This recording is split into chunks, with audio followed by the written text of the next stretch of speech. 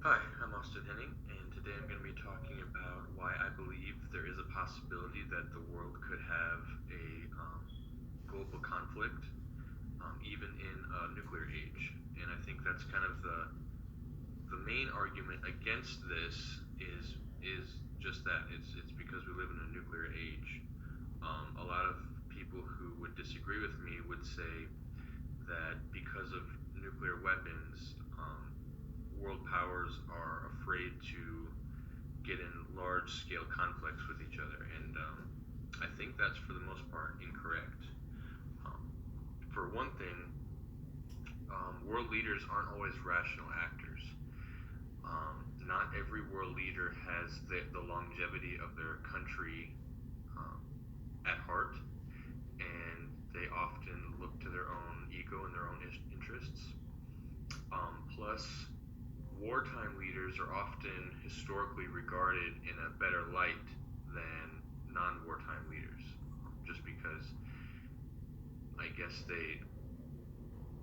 if they're successful for one thing, they can be put high on a pedestal for their um, success in winning the war.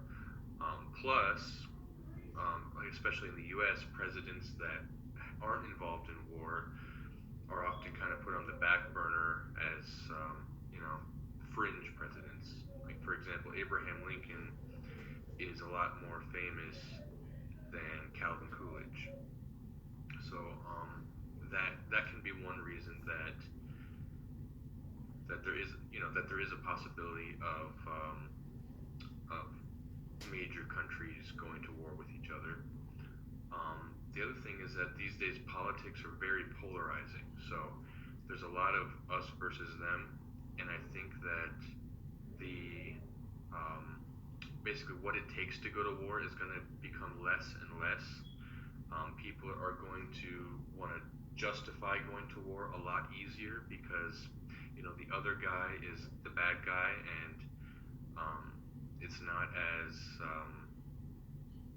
I guess as complex as it once was. It's basically everybody thinks that they're the good guy, and whoever disagrees with them are the bad guys. And the general public is probably going to support their government on that if they believe the same thing, and they won't be hesitant to go to war. Um, Another thing is that we are kind of set up already for the Allies versus Axis powers. We have China, Russia, Iran, kind of all together. I mean, you can kind of assume that if something went down with one, the others would get involved, and they would naturally be probably up against NATO. So, I mean, we could get into proxy wars. If something happened with North Korea, Russia and China would probably jump in and at least send them aid to be able to fight a proxy war, just like NATO would. We could pick some small country to fight against them, so we wouldn't necessarily have to fight in a global conflict like this. But China, for example, has been occupying part of the South China Sea, which is um, making people nervous, and Xi Jinping doesn't seem to be too concerned about pushing those boundaries and starting some sort of conflict. He's not really too careful about it.